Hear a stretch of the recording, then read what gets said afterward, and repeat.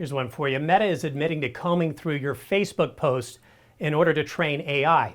I'm the CyberGuy. Get my free newsletter at cyberguy.com.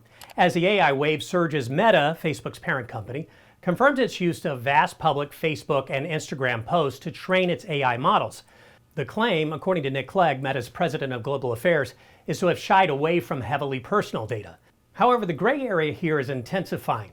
While content creators challenge AI firms over copyrighted content usage, Meta stands in a complex spot. Although users technically own their content, making posts public may expose them to uncontrolled usages. You didn't read the mountains of fine print when signing up for Facebook or Instagram either? Well, that's what they hope. Clegg hints that a legal tussle looms as Meta banks on their fair use doctrine for its actions. In the meantime, Facebook allows you to limit what's shared to third-party apps for AI training, but it's not crystal clear how that applies when Meta is using your life's details for its own AI. Think we should have more control over our personal data? Tell me at cyberguy.com, where you can also sign up for my free newsletter.